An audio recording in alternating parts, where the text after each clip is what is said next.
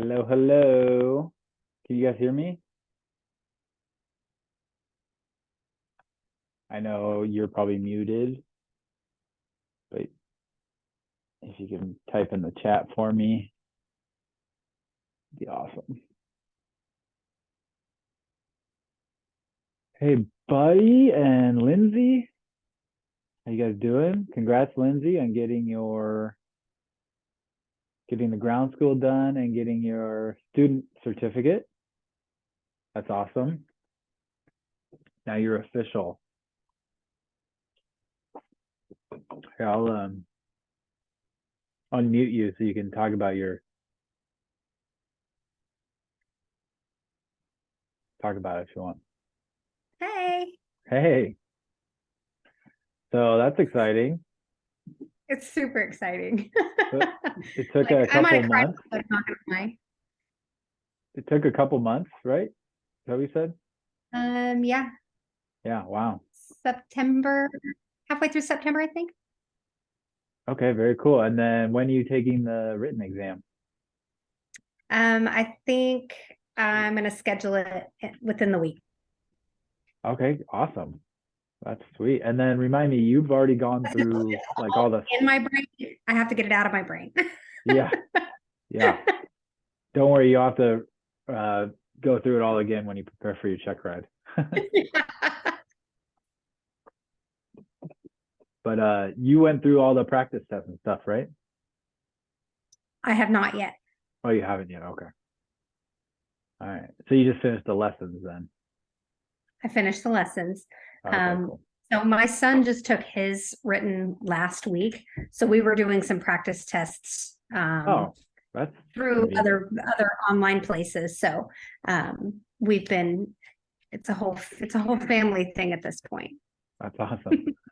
Well, if you do our practice test, obviously I'll give you the endorsement once you finish the 3, and then we'll provide you with a sort of a report of your score, and then kind of where we think you need to maybe study up a little bit more on before you take the test, if there are any areas. So. Okay, that was my plan. Yeah, cool. All right. Yeah, I'm not sure, kind of the holiday weekend, not sure how many people are going to be on, but if it's just you guys, I may change things up and just ask you what you guys want to talk about. So, but we'll see. Well, we'll give it a couple minutes as always.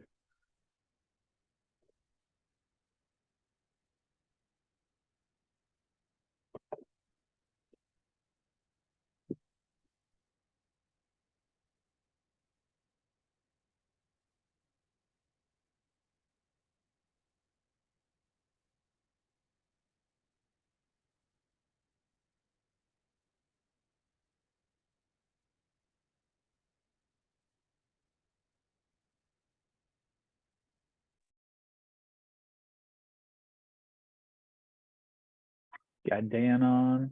What's up, Dan?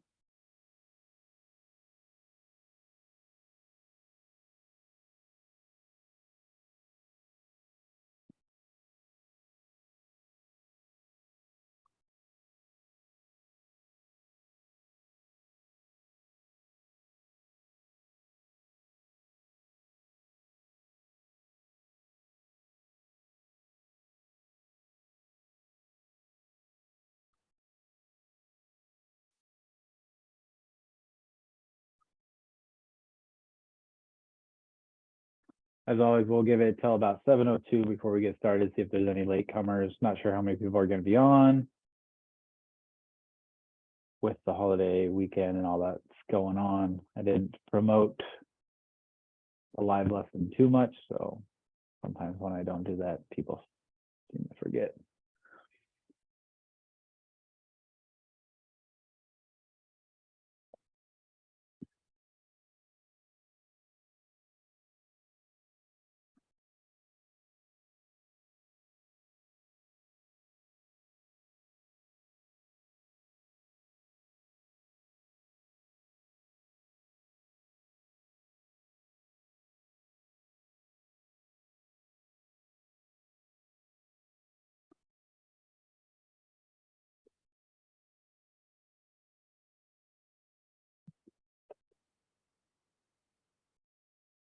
All right. Well, since it's just you three, I'm going to ask you guys what you prefer.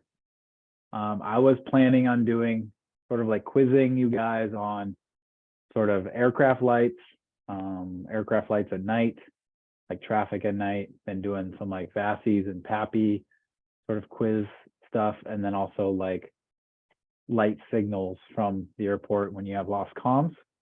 So just some different sort of light stuff. Do you guys want me to do that and then ask questions, or do you guys just have like maybe some questions already lined up? You just want to get to what is pressing on your mind? Let me know. So say questions or lights. And we'll still get to questions after I get through the lights. It'll probably take about 20-30 minutes, I'm guessing. Lindsay's got a couple questions. Well, how about, let's see if anyone else. And then if you open up the chat, for anyone that's new on the Zoom, there should be in the menu, there should be a chat. You click on that, it'll open up a little chat window, and then you can click on the bottom and type a message and then press enter to send it. But okay, well, here's what we'll do. Since Lindsay has some questions, let's just, let's start with questions, and then we'll get to the lesson if we have time. So, all right, Lindsay, do you wanna, you wanna go off mute and ask him? Okay, so today I came across a question about advisory circulars. I was like, okay, I'll just write myself a note and look it up. So I went back and there's like 15 of them. How many of those am I going to need to know? Like testing wise? Yeah, so I think I just did this, or I just recorded this on the podcast. I don't know, but I mentioned that like for the FAA written, don't memorize all these. Okay. And I don't know if I have that in my lesson. If not, I should probably put that in there. The reason there is a lesson on this is because there is like 1 or 2 questions that you might get that I've seen from FAA written, but they've always been on the 60s, 70s, or 90s. So okay. Subject matter related to airmen, I think, is 60s, and the airspace is 70s, and 90s is like general stuff, I think. So those 3, just remember those 3, and I think you should be good. And if they ask you about like the 210s or something, you can send me some hate mail.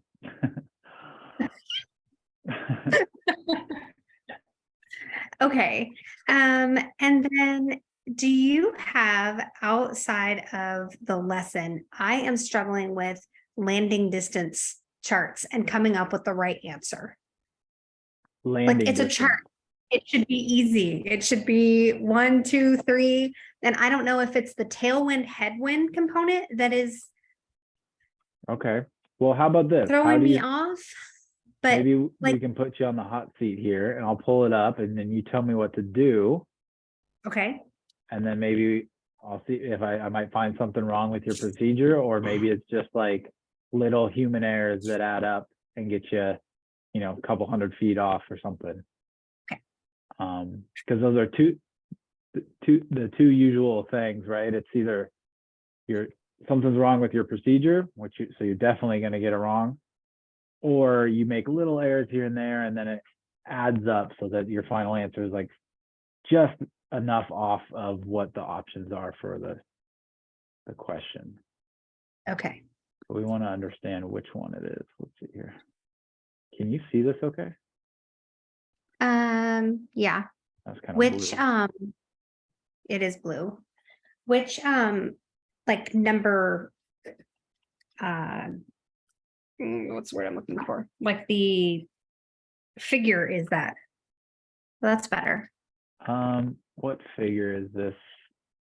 Let me grab my book. I don't think it's on this picture. Is it on here? No, it's not listed on here. Yeah, let me grab my book real quick. Okay. Oh, actually, it's 37. 37? Okay, you found it. Nice. Yeah. All right, so let me come up with an example for us here. Let's do, all right, it's 40 degrees Celsius. Oops.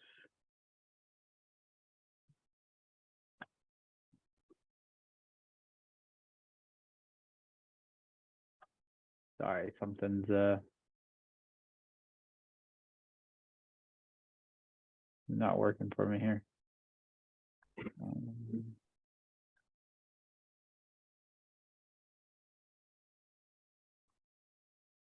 All right. Okay, here we go. All right, 40 degrees Celsius. Oh, come on. What's going on here? All right, plan B. I don't know why that's not working. What's going on? All right, 40 degrees Celsius. And let's do 6,000 feet pressure altitude. And we'll say the aircraft is 2,500 pounds. And we'll say there is we'll make it a little bit tougher. Let's say that you're landing on runway 27. Runway, and you have a wind from 24, you have winds 240 at 15 knots.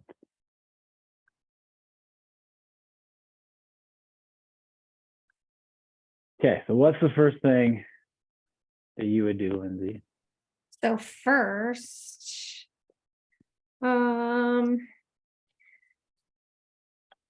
first I'm going to find my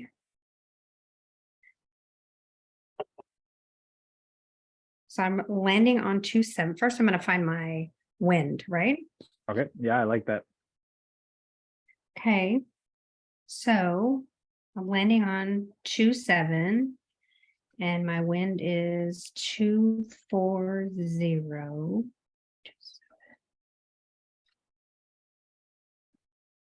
My wind is 240. So that is so I'm going to need that other chart then. Yep, so you could use this chart that I'm pulling up, which is figure 36. Yes. Or you could, if you have a electronic E6B, there's ways to do it with that. Or there's also, if you like math, you could use trig functions. You could use sine or cosine No to math. find crosswind headwinds. But Okay. I say use the chart because you'll get this chart on the FAA written exam. So okay. So it's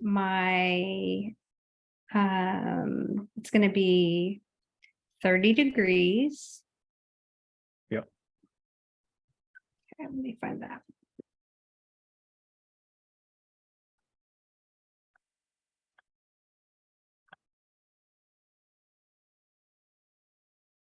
It's on the back of it. Okay. No worries. So it's 30 degrees You're on the hot seat. Yeah, no biggie. Okay, so it's 30 degrees. So I'm going to find my wind velocity is 15. So I'm going to go 30 degrees down to 15, which is in between two of them, my favorite thing. Yeah. Go down here and okay, so I say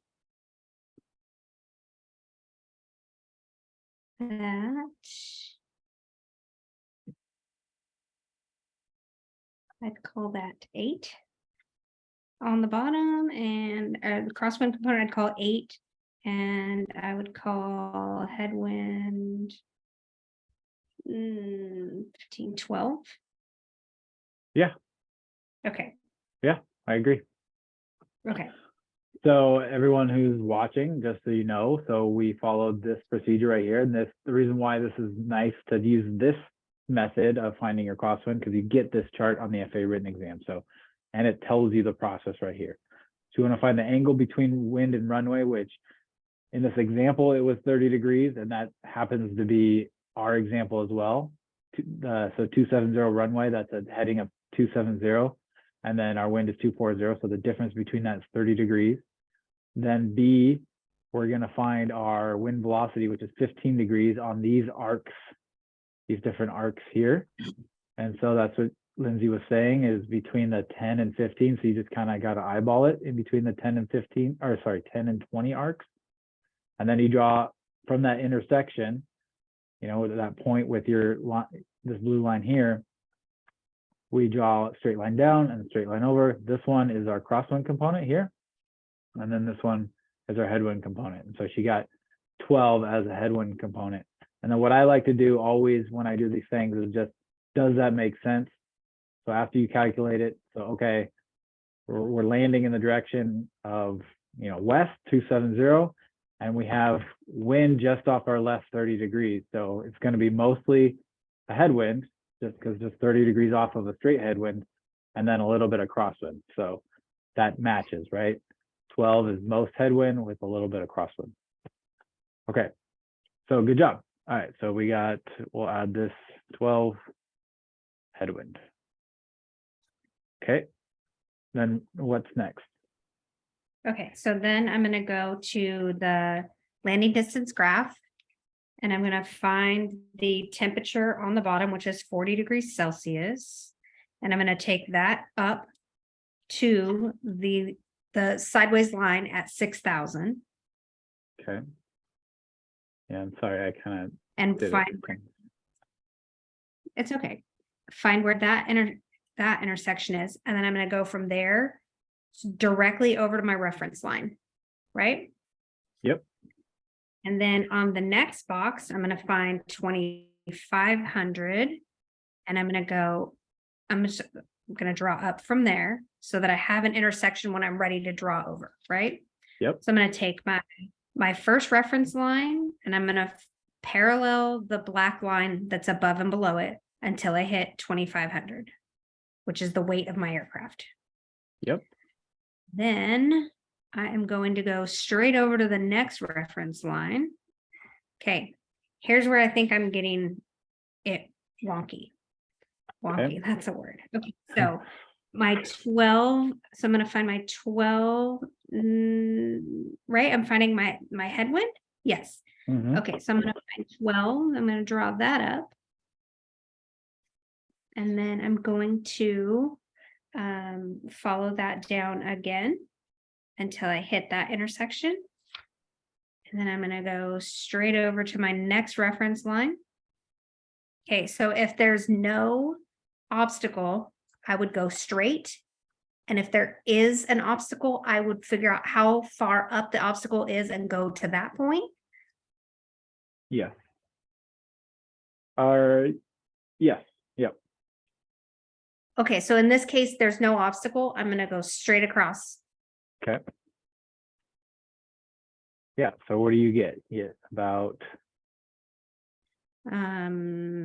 Just over 1,000. 1, 2, 3, 4, 5. I don't know, 1050. How much are these? I would say so. There's about 10, looks like there's 10 notches between 1,000 and 1,500. So 500 divided by 10 is 50. So each knot is 50. I think I have it here. We're about 3 notches above. So that's each notch is 50. So about 150. So 1,150, I would say. So you're right there where the red arrow is. No, you're above that. I'm a little bit above. I mean, I'm using this tool, but I feel like I did a pretty good job of getting it straight. But I feel like if you are anywhere from this red line to my line, that should be close enough. That's within human error, you know, acceptable human error for these types of problems. So let's say that was a tailwind and not a headwind. would Okay. that line go, so your line from your second reference point, would that go up until it hit the wind component and then Yeah. over? Yes. Okay, Yep. So it'd be like extend this up. Ah, hang on. Let me start that over. So yeah, we got 12. We draw it higher because we got to go way up, and then we'd go from here, from the reference line, all that angle. And then yeah, you can see how much longer it makes when you have a tailwind. That's why we don't land in tailwinds. One of the reasons. And so it added about 1,000 feet of landing distance. okay. So I'm doing it right. I'm Yeah. just So like, yeah, I'm not sure. Maybe post a couple. Maybe it's a couple specific questions. Sometimes these are, they'll do something a little bit different. Like on this one, we had you calculate the headwind. They might throw in some additional step or something different. I mean, you could go ahead and post those in the group, but you're doing it right. So my yeah. only other question is if there's let's say there's a 50-foot obstacle and we were down with the headwind instead of the tailwind. So we were just over that red line. Right, So like, you yeah. go to the reference line and then you would go up. Yeah. You would parallel those, right? Okay, Yeah. so I'm doing it right. Maybe I'm just reading it incorrectly. I feel like I have it down, but I'm like, it's a chart. Like I should be able to do a chart. Yeah. So let's look at their example, right? I guess they say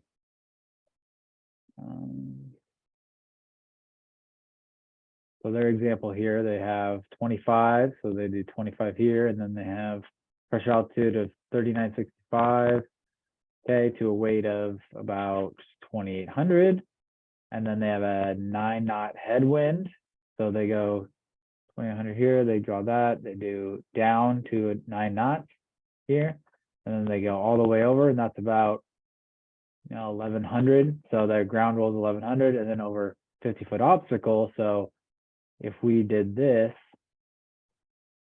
right, for them, that would be about, what did they say, 1,700?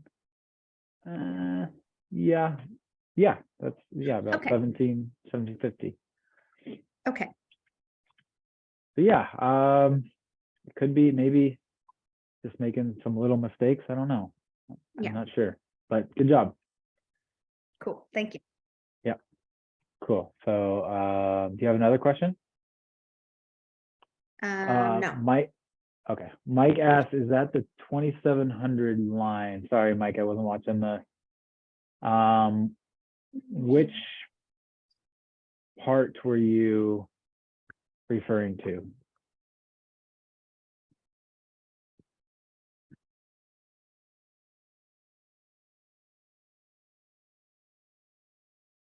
It was the weight. Okay. Yeah, so for our example, we had 2,500. Oh, did I draw it on the 2,700 line? Did I mess up? Oh, Perfect. no. See, yeah, maybe that's what you're doing, just like what I did. Maybe it's just something stupid every time. But I was the stupid one. So yeah,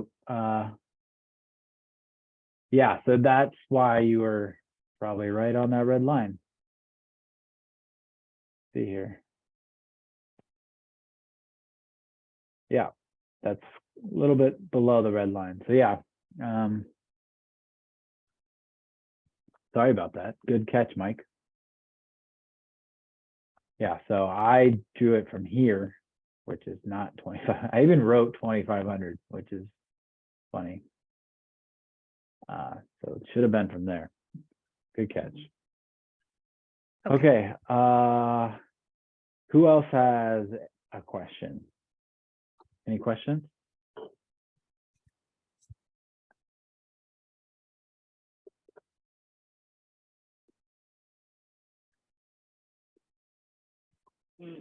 And yeah, I guess that is something to look out for now that I think of it, right? We're used to numbers incrementing from left to right, right? And this line goes the opposite.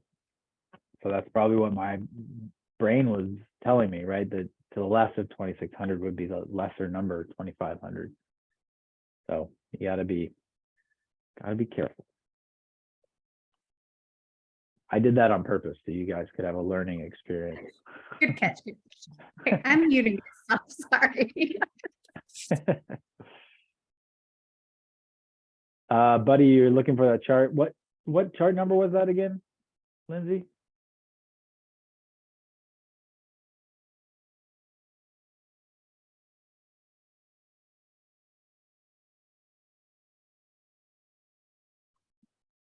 $37. Yeah. So in this booklet, if you can see that Airman Knowledge Testing Supplement. Sorry, it's a little blurry. But you can get the physical version on Amazon for like $12, and then, or you can download the PDF for free. All right, well, if we don't have any questions, let me know if you guys have questions. Just like raise your hand or something. But I'm going to do this lesson that I kind of prepared. But since it is a small group, just let me know, and I'd rather do your questions. So just let me know if you come up with one. In the meantime, I think it's good. The reason why I always try and do some sort of lesson is that these get recorded and then they go, oh, Lindsay, do you have another question? I think, here, I'll let you unmute. Okay, so I don't know the actual question, but it's a question on the Crosswind component graph. Okay. That it gave the question like, if the aircraft says that it's 13 knots is its max crosswind, and do you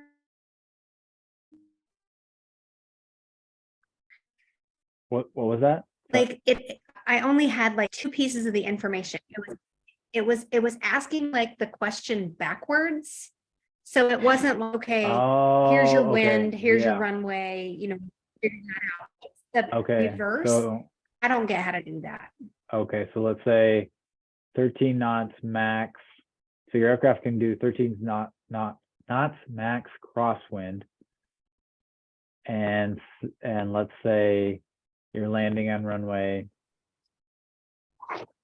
18. And then it would probably give you three options, A, B, C, right? And it would say which wind can you land in? I think it's something like that. So you would have on that question. So let's just do an example. So we'll say runway, that's our runway. And then let's say A, B, and C.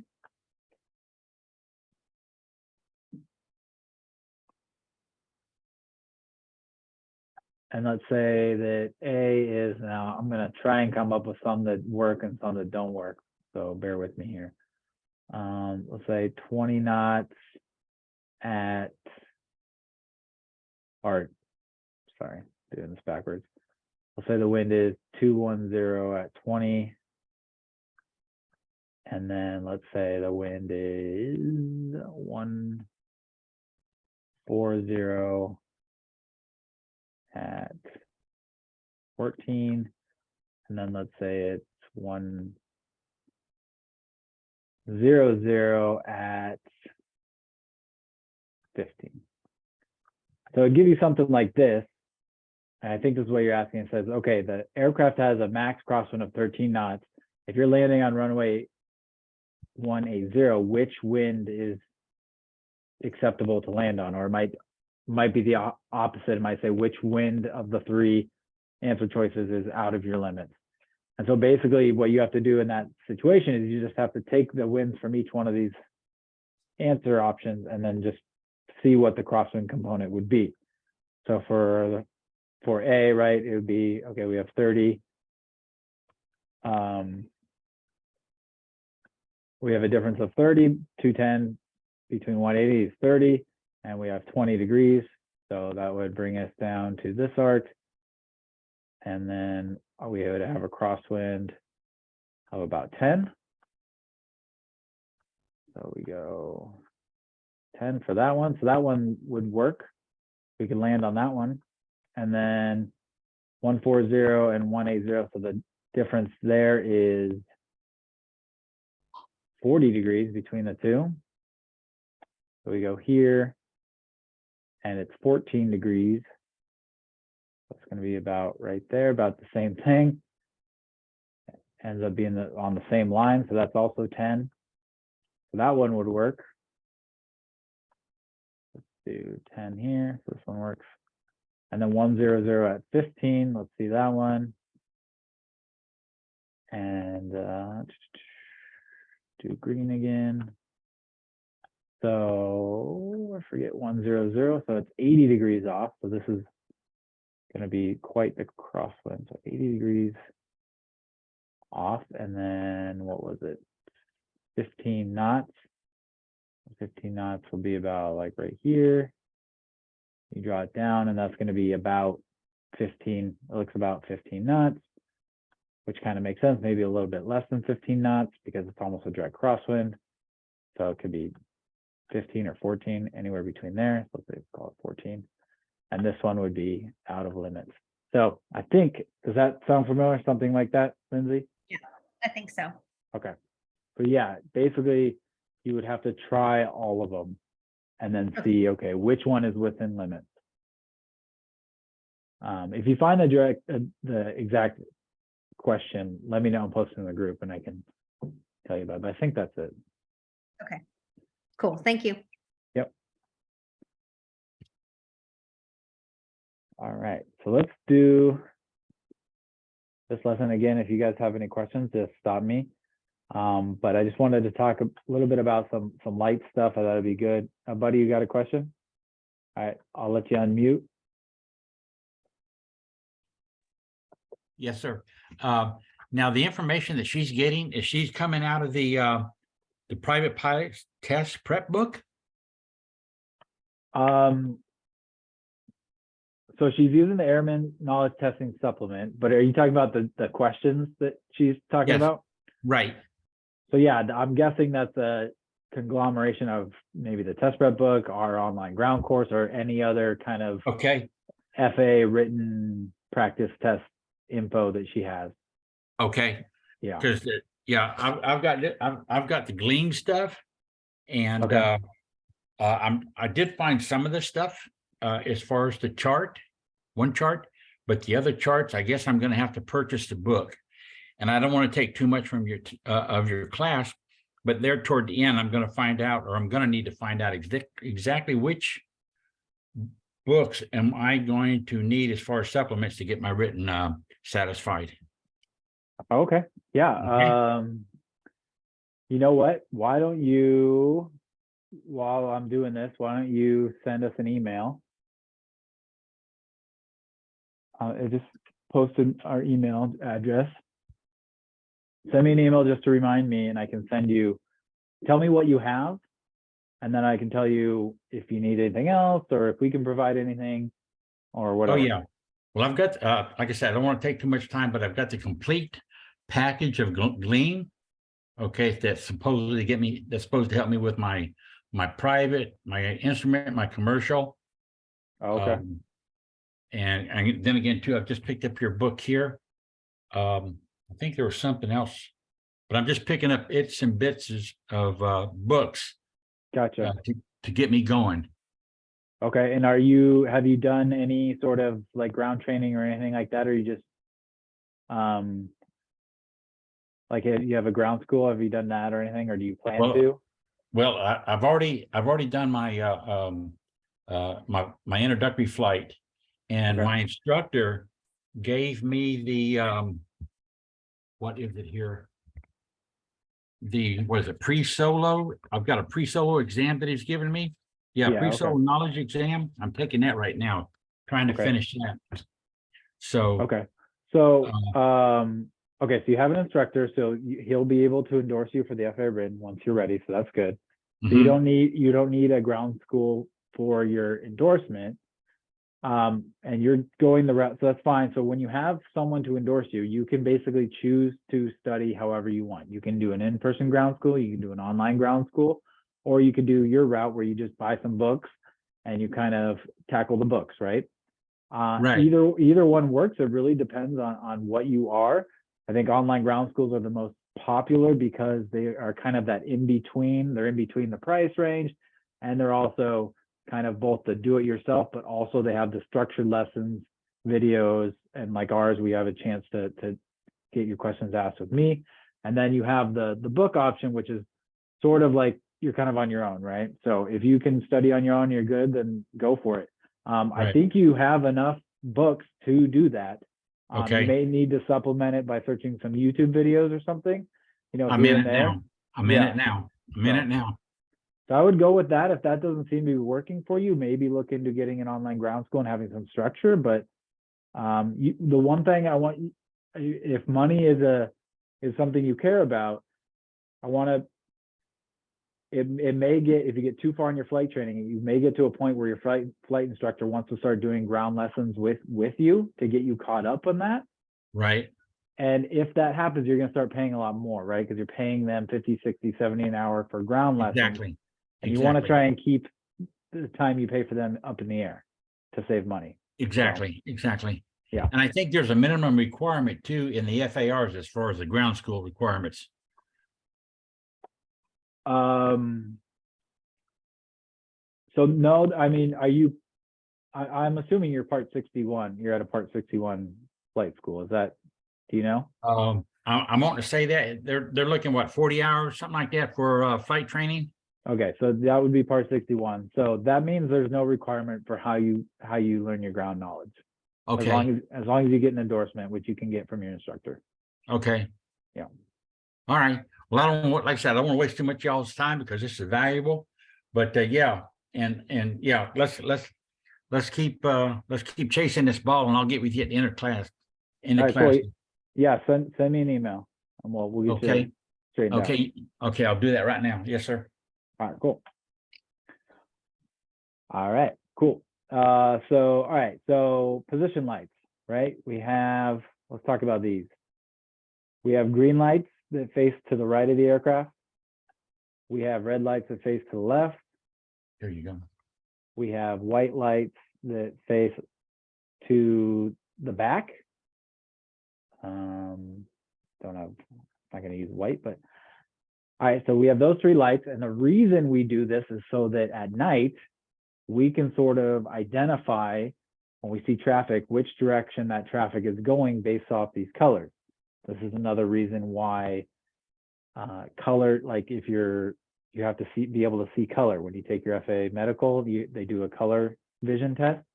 You can still get your medical license and you can still become a pilot if you're colorblind, but you'll have a restriction where you can't fly at night. And this is one of the reasons.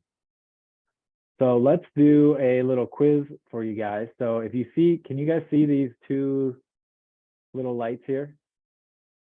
I'll make them a little bit bigger. So if you see a green light and a red light like this, what direction, what could you say about that aircraft, that traffic when you're flying at night?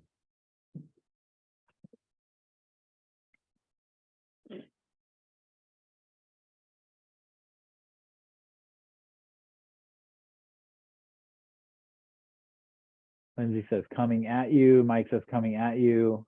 Dan says coming towards you. Yes. So this is, you guys are 100% correct.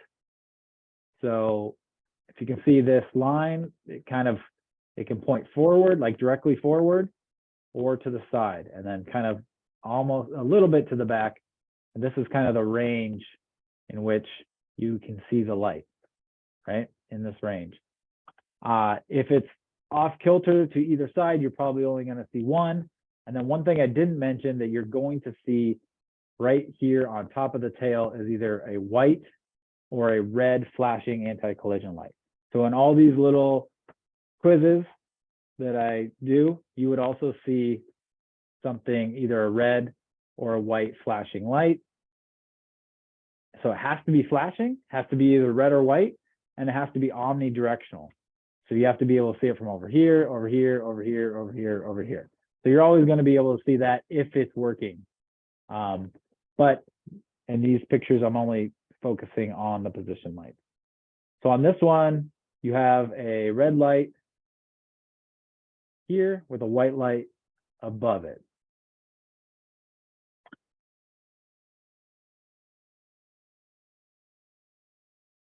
So yeah, some of these could be anti-collision lights. I will say that.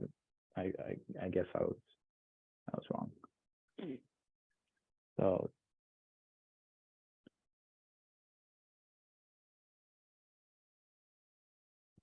So we got, Lindsay says right to left. Buddy says in the same flight direction.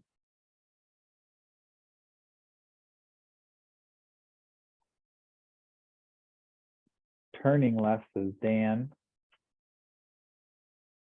Okay, so yeah, I see what Dan's saying, the turning left, that's good. That's not what I was thinking, Dan, but I see what you're saying, because as you're turning, you might be able to see, well, would you?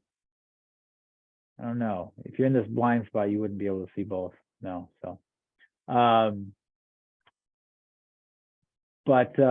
So what I was looking for is you're crossing from right to left. So we see the red one, and we see the white above it. So we can think, okay, the one above it is the anti-collision light. The red light means that the left side is facing us. So the nose is going to be pointing. Let me get the nose is pointing this way. So it's going from right to left across our face. Good job. All right, now we have just a white light.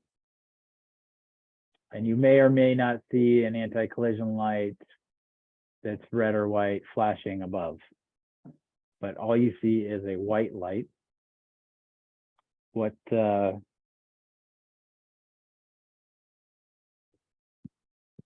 Steve says, heading away from us. Hey, Steve. Hey, Susan. Thanks for joining. Hey, Richard, moving away, flying away, flying away. So yeah, you guys are correct.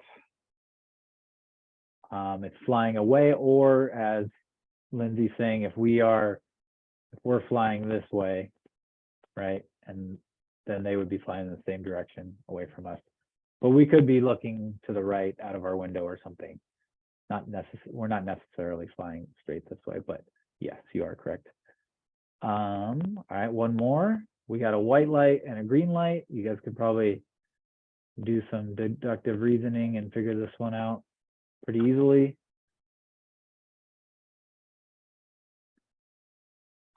Which one is this? This one could be red or white on top, probably the anti-collision light.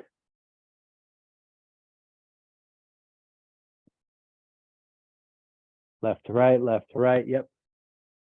So again, if we go back to our diagram, it's on the right wing. Green is on the right wing. So that means the nose is going to be pointed in the direction of this green arrow. So that means the aircraft is going to be flying in that direction, and the right side of the aircraft is going to be pointing towards us. All right, good job. You guys are pretty good at that. All right, what about airport beacons? So rotating beacons. So flashing white and green. Can you guys tell me whether this is, so we have civil land, civil water, military, or helipad? So you have 4 options on this one. What is a flashing white and green rotating beacon?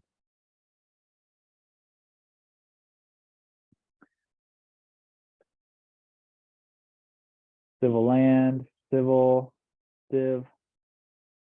That's what they say. That's how they say it on the streets. Civ. Any other guesses?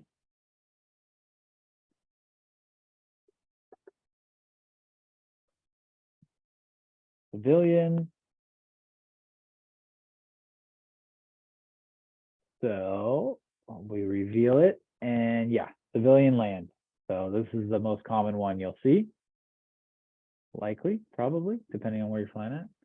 All right, so let's do, hopefully you guys didn't see that up there, but let's do this one. 2 white flashes and 1 green flash. What's this one? So a little bit different. Instead of white, green, white, green, white, green, it's white, white, green, white, white, green. Got military. So your choices are civilian land, civilian water, military, or helipad. Helicopter port. Heliport, helipad. Military, says Dan.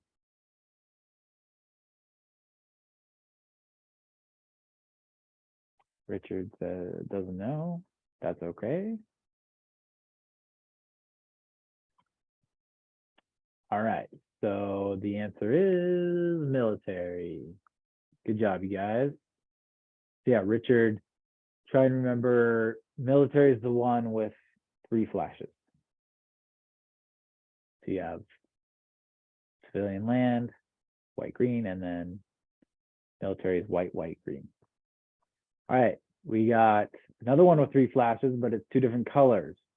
It's white, yellow, and green, 3 different colors. Which one is this? So we already did military, we already did civilian land, so this could be civilian water, or it could be heliport.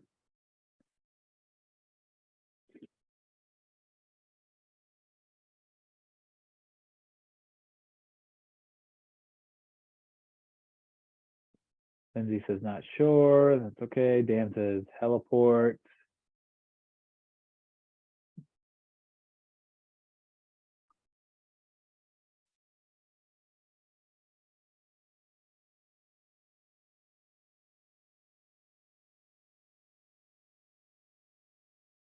All right, let's reveal it. And it's a heliport. Good job, Dan. Dan's killing it. 3 for 3. All right, and the last one, I'm sure you can guess, white and yellow, and that is civilian water. So depending on where you live, you might not, ever see those if you're in, the Midwest or somewhere. But there might be lakes and stuff, so I take that back. But yeah, civilian water is white and yellow. All right, so good job. Let's move along here. All right, so we got VASI. Let's talk about VASIs here. You got 2 bar, where it's going to be red and white lights. So 2 rows of red and white lights, 2 rows here. And you have 3 different signals. So if it's all red, you're going to be below glide slope. And so red, bad, right? You don't want to be below, you don't want to be low. On glide slope is half and half. And then above glide would be all white. Okay, so you want to try and stay on this area. You can always, you don't want to be too high, but it is better to be too high, I would say, than too low, because you can always easily do a go around. You do a go around no matter what, but. All right, and then the next one here is 3 bar. So for 3 bar, it's the same thing, but there's 3 rows, and it gives you a little bit more information. So if we have all 3, it tells us that we're the worst. We're the lowest we can be. We're below glide slope, way too far below. If it's 2 red, then we're slightly below glide slope. We're kind of on a lower glide slope. So they might have these for different types of aircraft. If they have different types of glide slopes, right? They might have, a different degree of descent that they want to glide in on. So they might have some that they have a lower glide slope, or they have an upper glide slope. So as you can see, the 2 red would be like either you're slightly below, or you're slightly above, or you could call that you're on a lower glide slope or you're on an upper glide slope. Again, if I saw a 3-bar VASI, I would try and shoot for this one here, but either one would probably be okay, but I would probably shoot for this one here.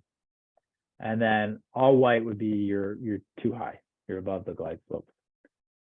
And so if the runway, kind of hard to show you guys this way, but just to show you, if the runway was this way, so airplane's here, so this is the glide slope. If there's any, beginners in here, I should probably say what the glide slope is. So it's this kind of angle here that you come down and descent on. So if you are below it, you're going to see these red on this, and it's going to sit right next to the airport, right about here, the red row of lights, and it's going to tell you you're too low. So you want to add some power, get back up until you see something like this. And then if you're up here, coming down on here, you're going to see these all white. All right. Then we have something called a precision approach indicator. So this is a visual approach slope indicator, or a VASI, and this would be called a PAPI, what they like to call it. They grab one of the P's from approach. And this is where it's just one row of lights. But it's 4 lights, so there's quite a bit of information that 4 lights can tell us. Again, all white is high. And then we have 1 red is slightly high, 2 red, 2 white, right? That's right in the middle. That's the Goldilocks zone, so you're right on glide slope. And you have 3 red, you're slightly low, or you're on that lower glide slope that we talked about. And then 4 red is you're too low. So those are all pretty simple. I realize I don't have a visual in the course for this one. I need to make that. But there's also a tricolored VASI, and you may be asked this on the FAA written. So I need to make one of these to put in the course. But they can be amber. So you have amber colored lights here, which signifies you're too high. So this is just 3 different colors. A green light, so only one of these would be on at a time. Or you get the red light, so green light would be on, red light is too low, and then like a yellow, orange, amber is too high. So it's kind of makes sense, right? Like it's almost like stop signs, right? So green, like you're good, you're on it. Yellow, it's like you're okay, you're not in danger, but you're still too high. So you could have a rough landing if you maintain that glide slope the whole time. So you should fix it. And then red is kind of like, alert, you're too low. All right, so let's do a little bit of quiz for you guys here. What's this first one here? What does that tell us? Are we on glide slope, slightly above, slightly below, or below? Steve's on, Mike on, Dan says on, Richard says on. Yeah, so you guys get that one. It's pretty easy. You got 2 white, 2 red, so you're right on glide slope. All right, what about this one?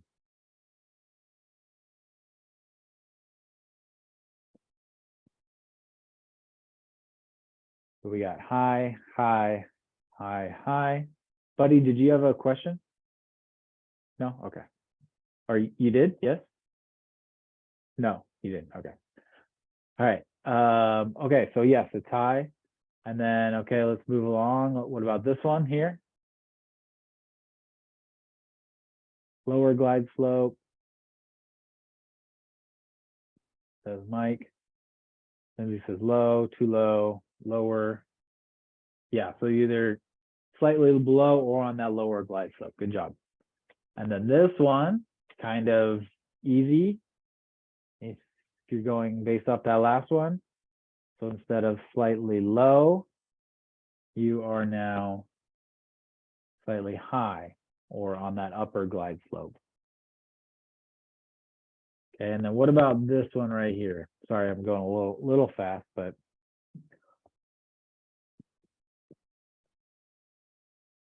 what about the PAPI with the one row of lights?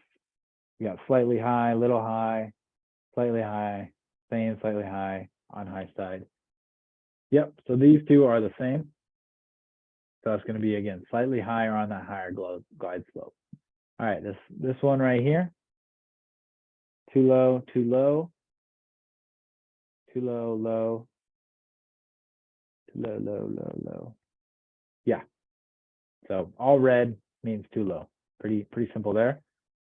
All right, what about this tricolored VASI right here? We just see the one amber light. Mike says hi, Buddy said hi, Dan says hi, Steve says hi, Lindsay says hi. All right, you guys got these. Good job. And last one, just see that red, low, low, low, too low. All right, good job, guys. All right, you guys got those down. All right, but let's see if you remember these suckers. All right. So these are lost comms. So you lose your comms, you need to land. So we're gonna, lost procedures say, okay, we fly to an airport, we don't get into the traffic pattern, but we circle around in a safe spot and we flash our landing lights and wait until we see a light signal from the tower. If you don't see one, they do tell you that you don't fly there forever. You do eventually come in on the downwind at a 45-degree angle with good separation from traffic. You want to get a good idea of the flow of traffic before you enter. But that's only if you're, I would give it, that's only an emergency where you're like running out of fuel. If it were me and I had a lost comms, I would sit in that circle until I saw the light signal or until I was gonna run out of fuel. I wouldn't risk it, but that's just me. So we're sitting out in that circle and then we get some light signals. So let's start with a steady green one. So this one right here, steady green in the air. So again, I just said we were flying in the air, but if you have a steady green light, what does that mean? Cleared to land, okay to land, okay to land.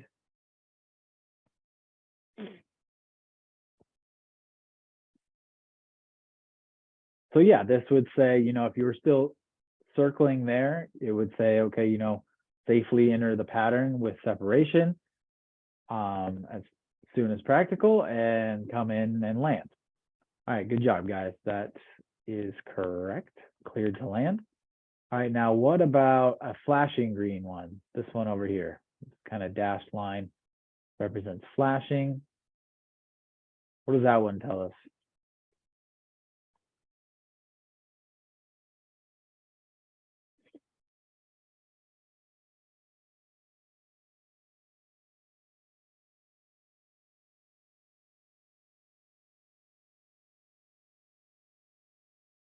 Lindsay says,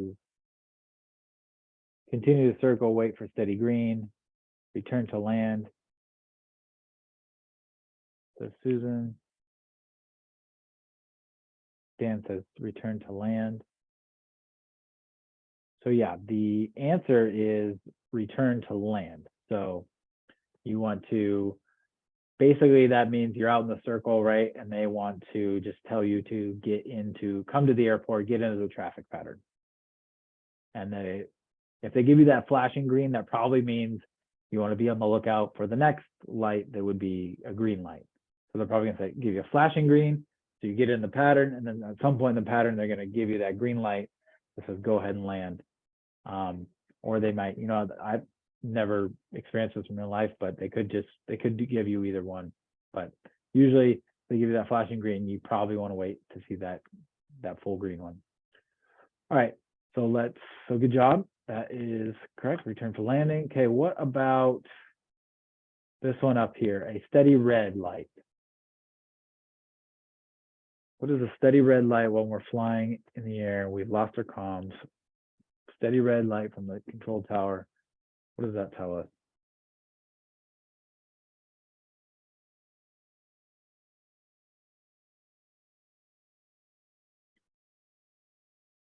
Richard says, circle, do not enter traffic pattern. Susan says, give way to other aircraft. Steve says, do not pass go. Go directly to jail.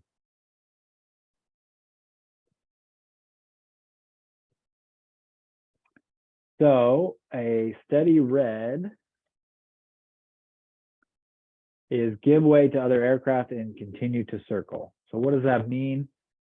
Well, it just means basically continue to circle, watch out for other aircraft. If one's coming into your path, you know, give way to it. Don't get in its way. So just be on the lookout. You're not the priority right now. Just stay over there and keep circling.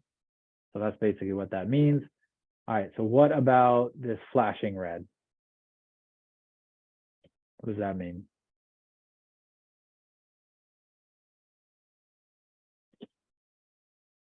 Mike says not safe.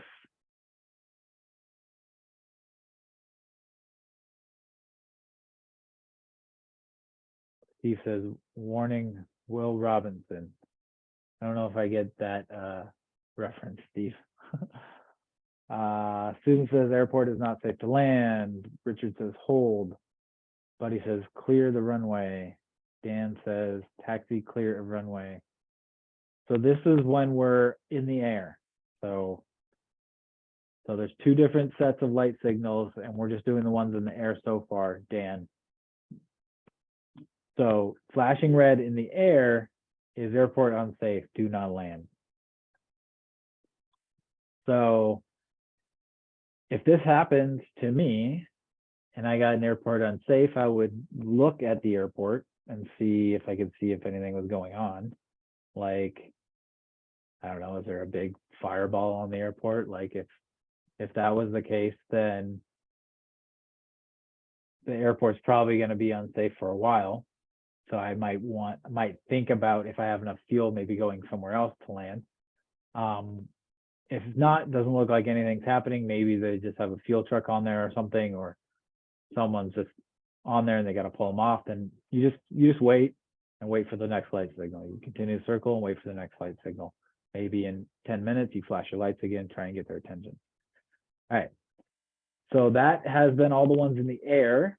What about a steady green on the ground? So now we're on the ground. We're either on the runway, we're on the taxiway, or somewhere on the ground, and we get a steady green light from the tower. So these ones are, you know, interesting because if I had lost comms and I was on the ground, I wouldn't take off, right? So I would just turn back around and fix my comms. So I don't really know the situation where a pilot would do this, but maybe there's a bunch of zombies chasing you and you got to take off without comms. So you gotta, I don't know. That was my zombie. Okay, so steady green on the ground, okay to proceed, okay to take off, cleared for takeoff, clear to go, clear for takeoff, green means go. Yep, clear for takeoff. Good job. All right, what about flashing green? Flashing green on the ground.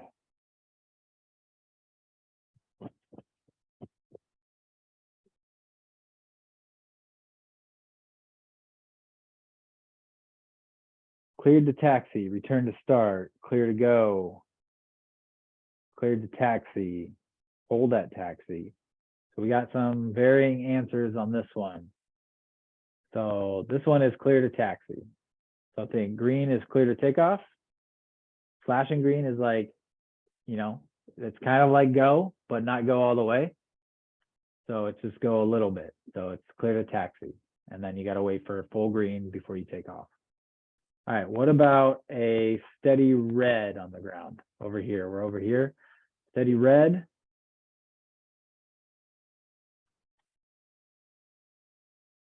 Not API, not applicable maybe. Stop, stop, stop, do not proceed, stop. Yep, you guys got it. Red means stop, pretty easy on that one. All right, what about flashing red on the ground?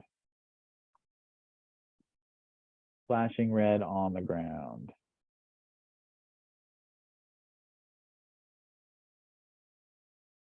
Richard, yeah, do not proceed, stop, yeah. Good. Lindsay, return to starting point for flashing red. Clear the taxi, clear the runway, clear runway, taxiway. Everybody. That is taxi clear or of landing area or runway. So yeah, that means get out of the way. Flashing red means get out of the way. All right. Flashing white. You notice there was no flashing white when we were in the air, just when we're on the ground. What does flashing white mean if you see that on the ground?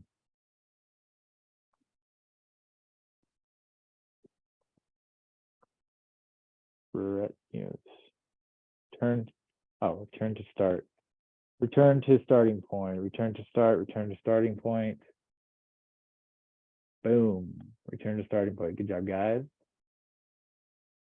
Dan, are you in a fighter jet flying upside down? I gotta get a cool background because Buddy's in space. He's like halfway from the moon to Earth, and then Dan's doing some like barrel roll. And then I just have a blurry background. Can you do that in Zoom? You just pick your. Oh, cool. I gotta check that out. I'll have a good one for you guys next time. All right, last one. Flashing red and green on ground or in the air. So it's flashing red and green either on the ground or in the air. What does that mean?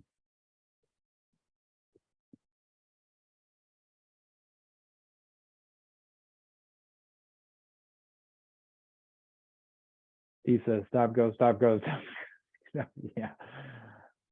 Yeah, the ATC's drunk. I don't know. Mike says extreme caution. Lindsay says use extreme caution.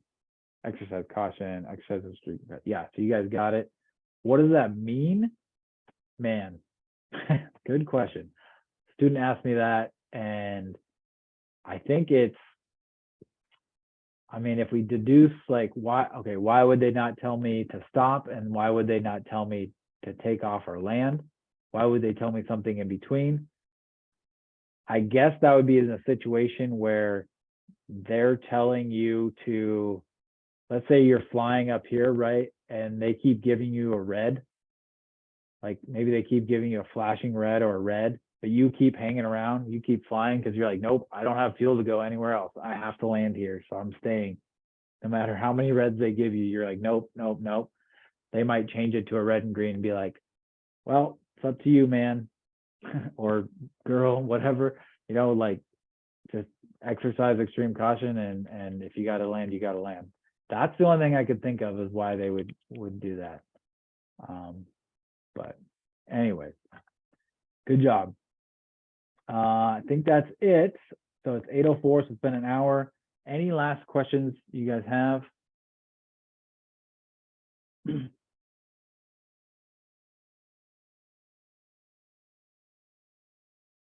So one thing I want to talk about is, I don't know if any of you guys were on it, but last week a few students got together on Monday, same time.